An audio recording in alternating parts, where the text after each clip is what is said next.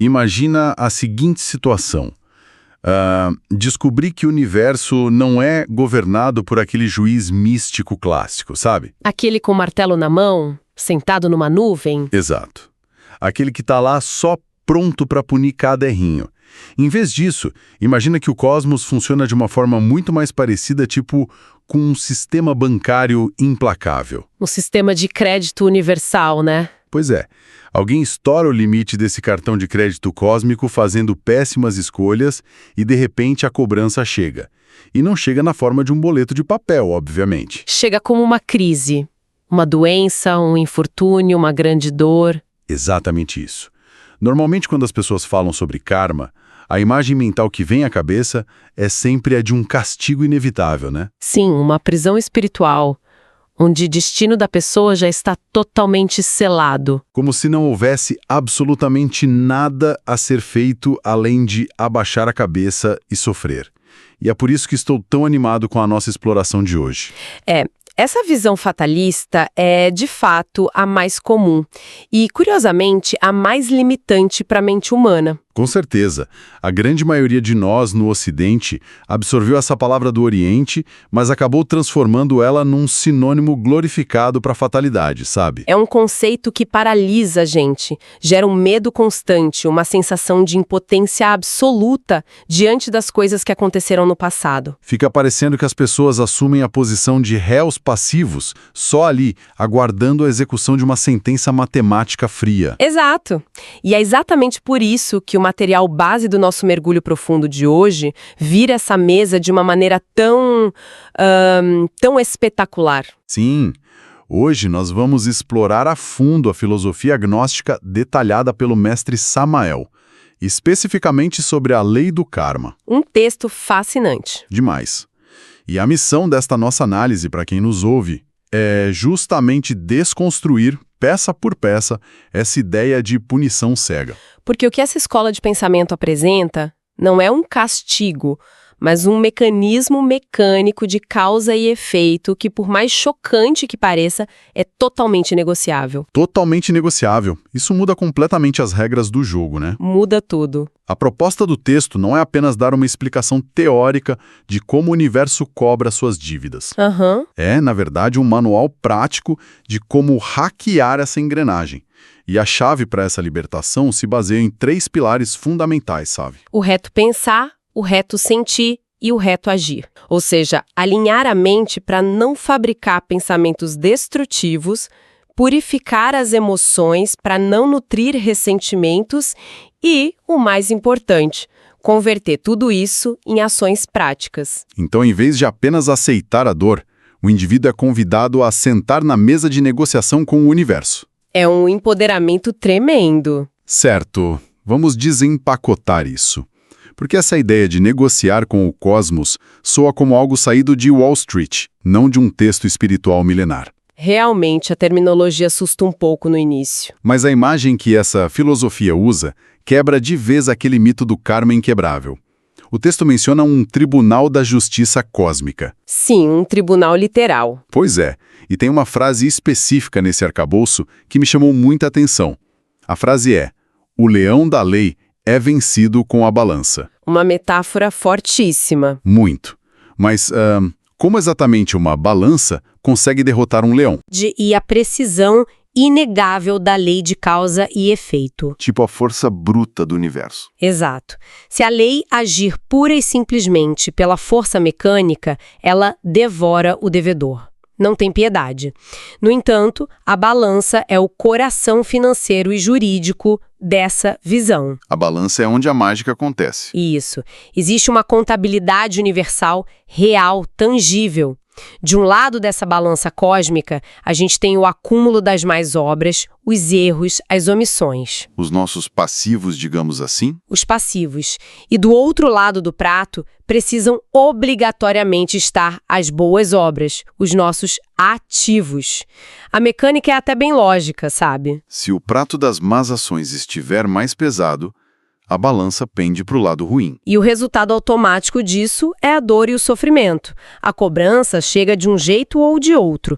Contudo, a grande sacada jurídica do universo é uma regra de ouro, Uma lei superior sempre anula uma lei inferior. Ah, entendi. E a lei inferior, nesse caso, seria essa consequência mecânica brutal. O karma clássico e doloroso. Sem dúvida. A lei inferior é essa força bruta da consequência. Já a lei superior é a misericórdia. Que maravilha. Mas tem um detalhe. Essa misericórdia só é acionada exclusivamente pelas boas ações. O princípio no texto é claríssimo.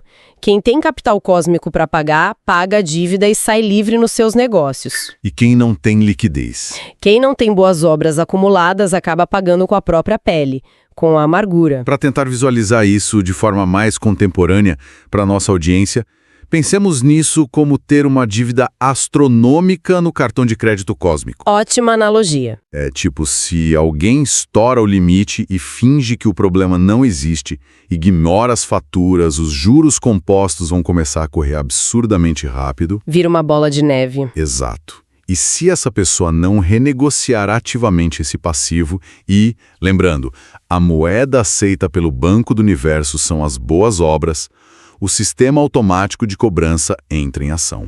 O nome fica sujo no Serasa cósmico. Boa! O oficial de justiça existencial bate na porta trazendo doenças, perdas financeiras ou crises familiares. Mas, se a pessoa se adianta... Isso, se ela reconhece o rombo, assume a bronca e começa a depositar fundos nessa conta através de caridade, ações positivas, ajudando os outros, o peso dos pratos muda. A dívida é quitada antes da execução da pena. O fascinante aqui é compreender o porquê de a misericórdia divina opera dessa forma tão contável. Porque ela não apenas perdoa tudo de uma vez. Exatamente. Se a lei de ação e consequência fosse absolutamente rígida e inegociável, a misericórdia não teria razão de existir. Faz todo sentido. O cosmos seria apenas um sistema punitivo frio, sabe? Inflexível e puramente matemático. A misericórdia só é uma força real e atuante porque existe essa brecha legal na balança. É uma perspectiva incrivelmente empoderadora. Ela literalmente arranca o ser humano da posição de vítima. Totalmente. Mas, inevitavelmente, a gente cai num paradoxo meio gritante aqui. Qual seria? Se a regra do jogo é tão clara e óbvia, tipo, se basta fazer o bem para pagar a dívida e evitar o sofrimento, por que basta a gente olhar pela janela para ver uma humanidade mergulhada em tanta amargura? Essa é a grande questão. Pois é. Por que não vemos multidões correndo para fazer o bem o tempo todo freneticamente apenas por uma questão de sobrevivência inteligente? A resposta esbarra numa colossal resistência psicológica do ser humano. Essa filosofia gnóstica não passa pano para o nosso comportamento. Não tem meias palavras no texto. Nenhuma. Existe uma tendência crônica, quase instintiva, de lavar as mãos diante das próprias crises. Ah, síndrome de Pôncio Pilatos. Exato. Diante do infortúnio, a reação padrão das pessoas não é a autorreflexão profunda ou uma auditoria honesta da própria conduta. A reação imediata, quase reflexa, é vestir a capa brilhante da vitimização. Sim, é super comum ouvir aquelas justificativas clássicas. A pessoa enfrenta um revés terrível na vida e imediatamente argumenta: nossa, mas eu sou uma pessoa tão boa, tão honesta. Eu pago meus impostos em dia. Eu nunca fiz mal a ninguém na vida, por que o universo está me castigando assim? É uma negação completa. Uma negação absoluta de que a conta bancária cósmica dela possa estar no vermelho. Ninguém quer assumir o extrato bancário negativo. E a resposta de Samael a essa atitude ela é implacável. O texto afirma categoricamente que não existe efeito sem causa. Ponto final. A miséria atual vem de sementes antigas. Sim, o sofrimento vivenciado no presente é invariavelmente o fruto direto de ações plantadas no passado. O texto até cita exemplos bastante literais para ilustrar isso. Ele é bem específico, né? Muito.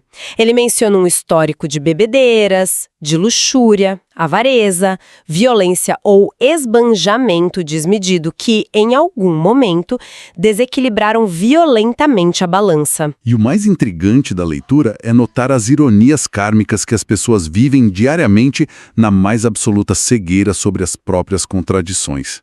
O universo tem um senso de espelhamento perfeito. Tem.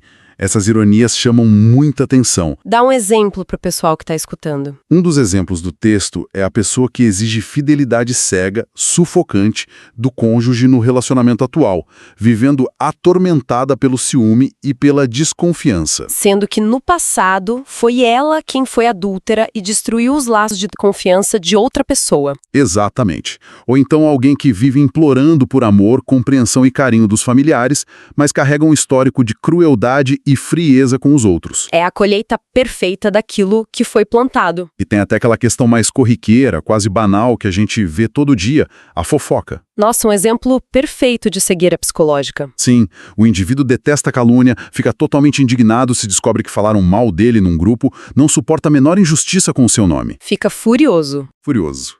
Mas ele passa os próprios dias murmurando, espalhando intrigas no trabalho, julgando e mortificando a reputação alheia.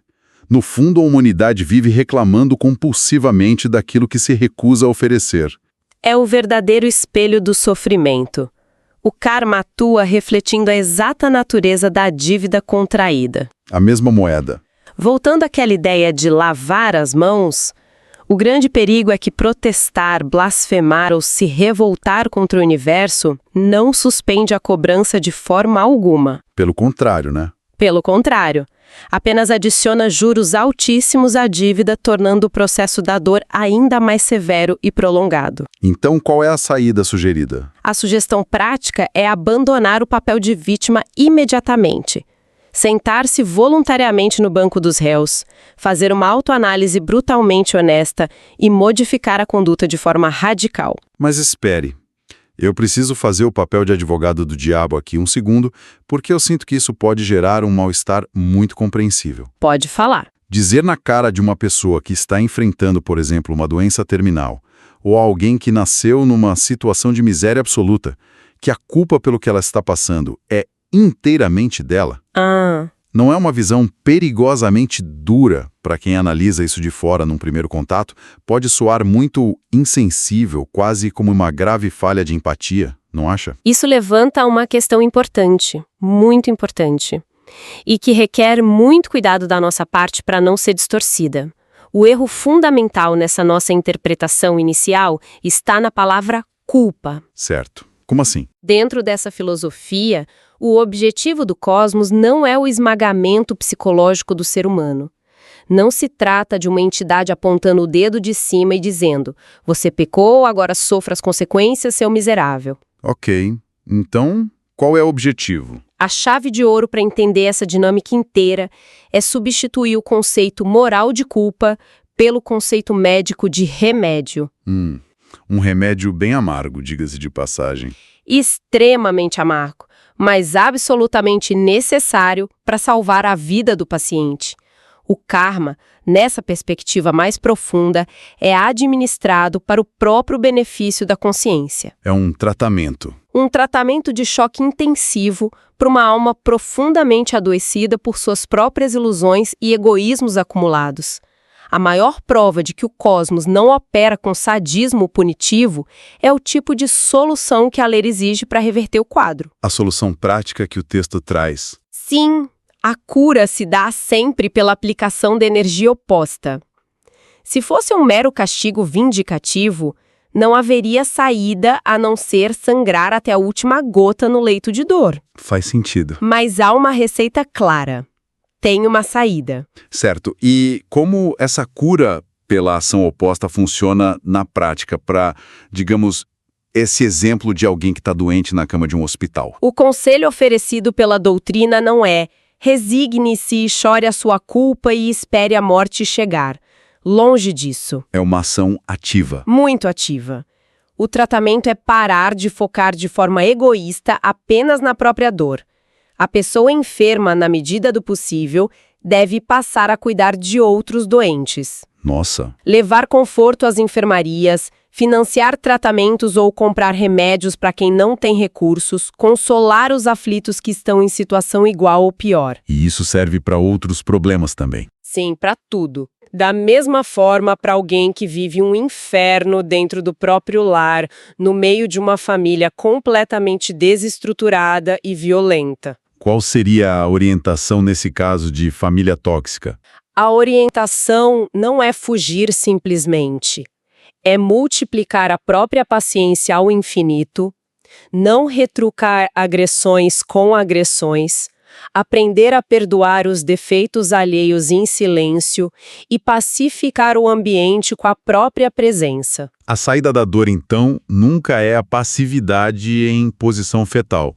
É uma mobilização brutal, intencional e direcionada de caridade. Exatamente isso. Pegando carona nessa sua ideia do remédio, isso transforma a doença ou a miséria financeira não num beco sem saída punitivo, mas transforma num enorme alerta vermelho piscando lá no painel de controle da vida, indicando exatamente onde a nossa contabilidade pessoal falhou no passado. Um diagnóstico preciso. A caridade é, portanto, a injeção emergencial de capital para evitar a falência total do sistema.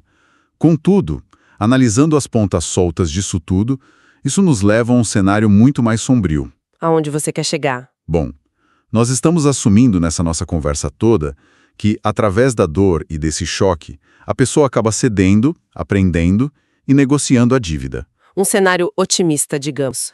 Mas e quanto àqueles que se recusam frontalmente a pagar a dívida? O indivíduo que, vida após vida, se apaixona pelo próprio cinismo, adora fazer o mal pelo mal e simplesmente não cede 1 milímetro perante a lei. Aqueles que não sentem remorso algum. Esses mesmo. O que o universo, com toda a sua mecânica, faz com os corações que são completamente endurecidos. Bom, aqui nós mergulhamos nas engrenagens mais profundas e até um pouco assustadoras do tempo e da evolução cósmica. Vamos lá. Para lidar com a teimosia absoluta do ser humano, o mestre Samael introduz no texto a lei da recorrência. Precisamos entender, antes de mais nada, que o tempo, nessa cosmologia específica, não é uma linha reta. Não é uma linha do passado para o futuro infinito. Não, como estamos acostumados a imaginar no nosso pensamento ocidental padrão. Na verdade, o tempo é redondo. Ele é cíclico. O tempo é redondo. Só essa afirmação já vira a nossa percepção da realidade completamente de cabeça para baixo. E as implicações disso são vertiginosas, sabe? Se o tempo é uma curva fechada, significa que todos os eventos da vida estão fadados a se repetir incessantemente. Como um disco riscado. Exato. A pessoa renasce e revive as mesmíssimas situações, encontra as mesmas pessoas, comete os mesmos atos, tem os mesmos casos amorosos na mesma idade, no mesmo dia e na mesma hora. É uma repetição automática. Isso parece um filme de terror psicológico. E qual é o agravante a cada repetição? A grande diferença a cada giro dessa roda do tempo é que as consequências, os juros kármicos gerados pelas nossas más ações, são somadas ao evento, tornando cada repetição sucessiva ainda mais pesada e trágica. Certo.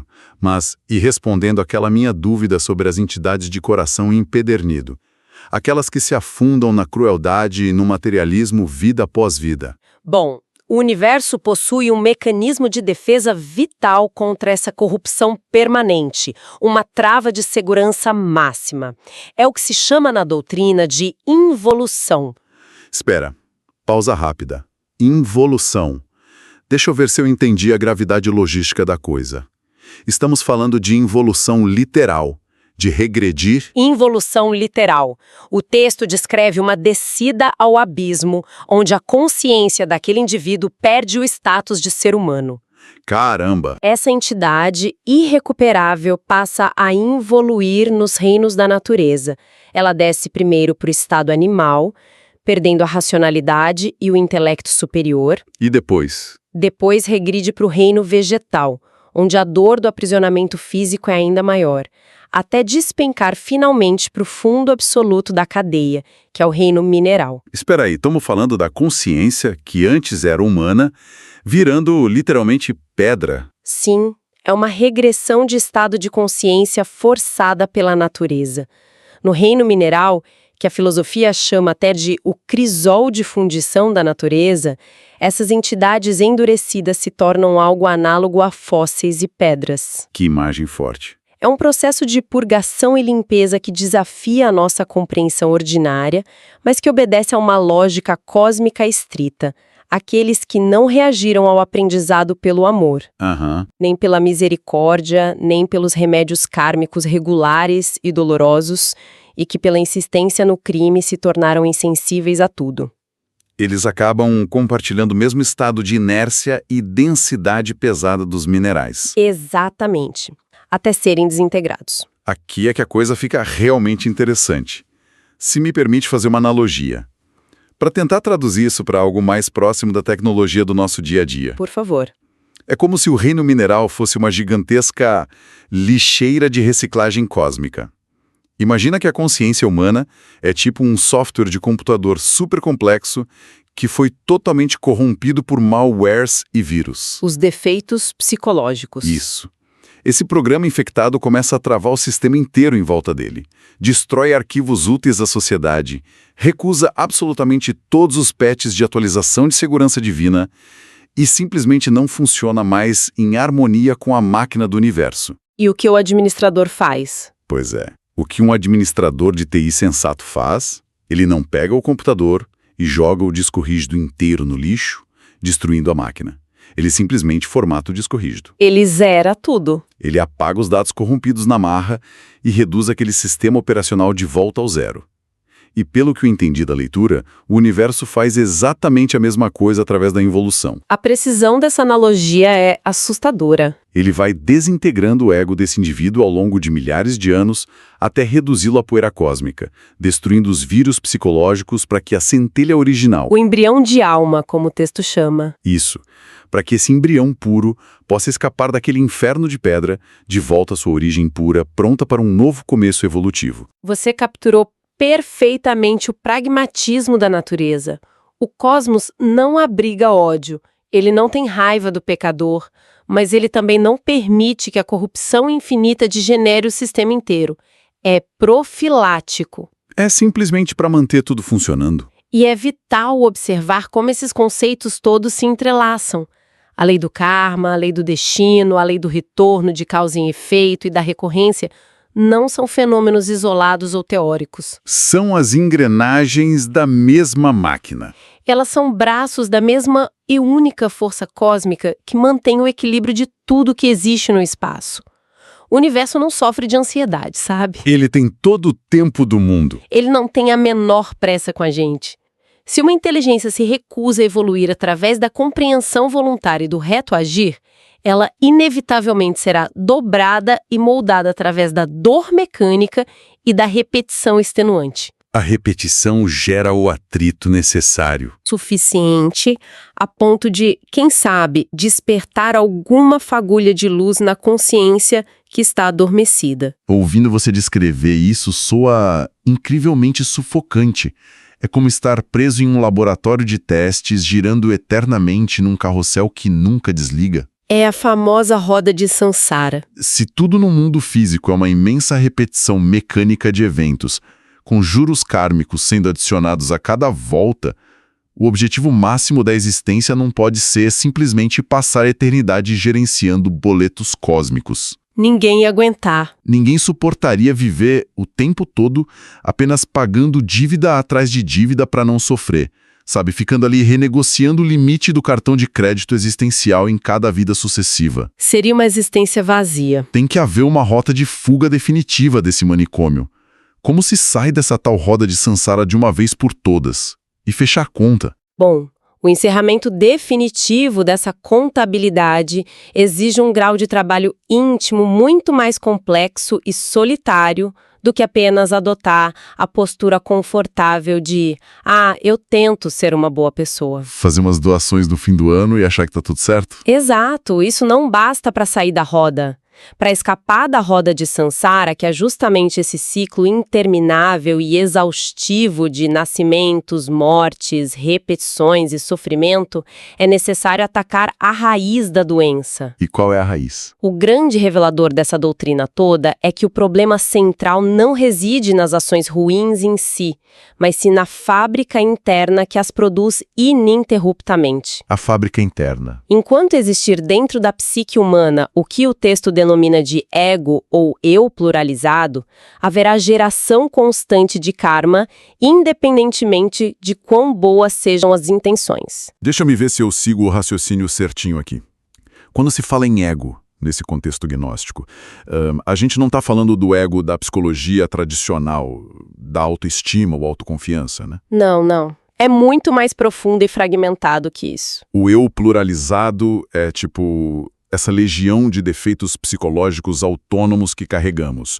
O eu da raiva, o eu da inveja, o eu da ganância. O eu da preguiça, do orgulho. Entendi. Então, o que significa de fato quebrar o ciclo? Significa assumir que a fábrica de tragédias e dívidas está montada e operando dentro da nossa própria mente o dia todo. O tempo inteiro. Não adianta nada ficar só consertando os produtos defeituosos que saem da esteira, que são as nossas ações ruins, se a máquina principal continua ligada na tomada produzindo novos defeitos em série. Essa é a conclusão irrefutável do mestre Samael. A solução proposta por ele é criar uma nova estrutura interna, forjar o que ele chama de alma e espírito. E como se forja isso na prática? Para mudar definitivamente as circunstâncias externas e parar de ser uma vítima chorona das estrelas, do destino ou das crises mundiais, é imperativo mudar a natureza íntima da própria mente.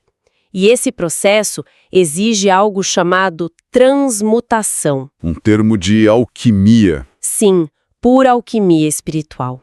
O indivíduo que deseja possuir o verdadeiro ser precisa pegar as suas próprias energias naturais, a energia sexual, a energia volitiva, emocional e transmutá-las. Redirecionar a força. Em vez de gastar essas energias vitalizando a inveja ao olhar o vizinho ou alimentando a ira numa briga de trânsito, ele as redireciona com força de vontade para a construção ativa de virtudes e de despertar da consciência. É uma linguagem, como eu disse, profundamente alquímica.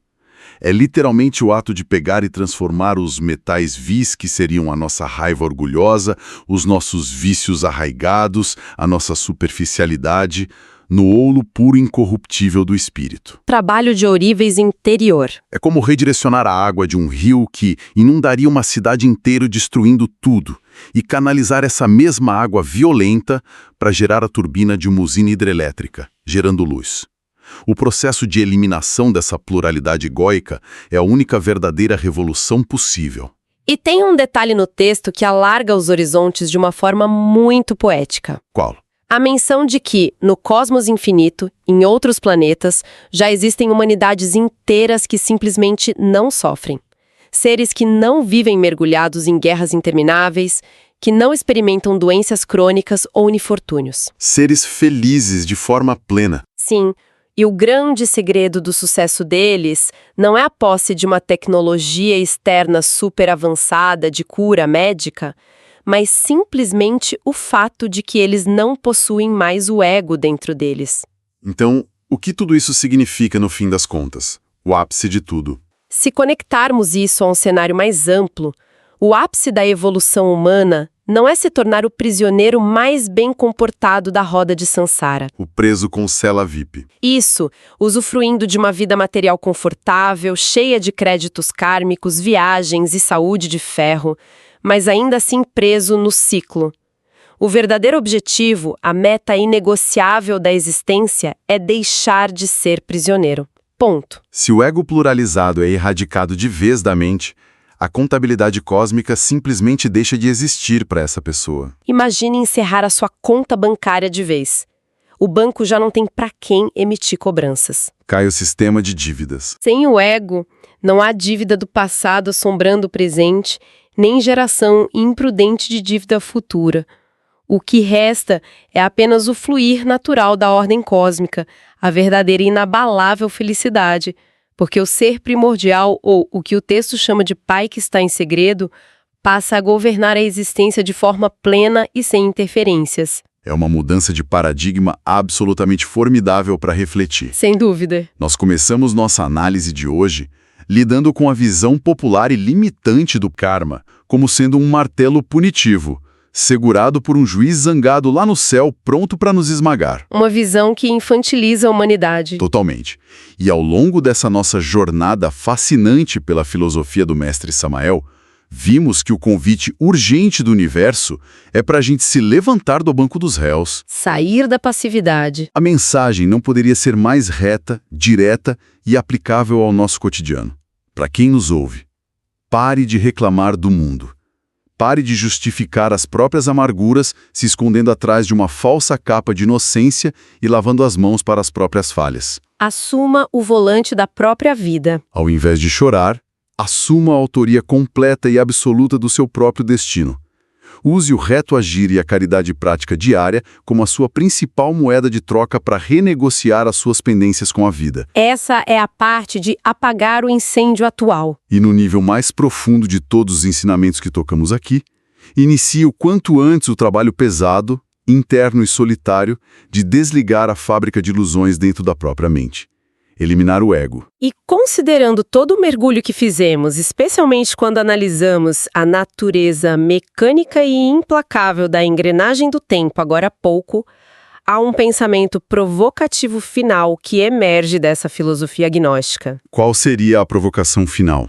Se a lei da recorrência dita que o tempo é realmente redondo, se a humanidade está constantemente recriando e revivendo cenários passados, baseados nos mesmos níveis de consciência adormecida de sempre, vale a pena ponderar algo muito profundo sobre o agora. Será que, para a pessoa que está escutando, que está dedicando este exato momento do seu dia para acompanhar essa nossa análise, o simples ato de dar o play e escutar essas palavras é apenas mais uma repetição mecânica de uma busca antiga que não deu em nada na vida passada? Nossa. Ou será que o impacto direto destas ideias específicas, hoje, agora, era exatamente o ponto de ruptura milimetricamente programado pelas leis universais para despertar uma nova causa transformadora na sua vida? Uma quebra no ciclo do carrossel. A beleza final da lei do karma é que a resposta para essa pergunta, assim como o próximo peso a ser colocado na balança cósmica, repousa inteira e exclusivamente nas mãos de quem escuta. Uma reflexão formidável para levarmos conosco ao longo dos nossos dias. A capacidade de escolha consciente e de redirecionamento, no fim das contas, nunca nos é tirada pelo universo. Muito obrigado por desatar esses nós filosóficos tão complexos com tanta clareza e profundidade hoje. Foi um prazer enorme percorrer esses conceitos. Convidamos toda a nossa audiência a observar a própria balança ao longo desta semana, prestando atenção meticulosa a quais moedas invisíveis estão sendo depositadas a cada interação, a cada pensamento e a cada reação. Nos encontramos na nossa próxima exploração.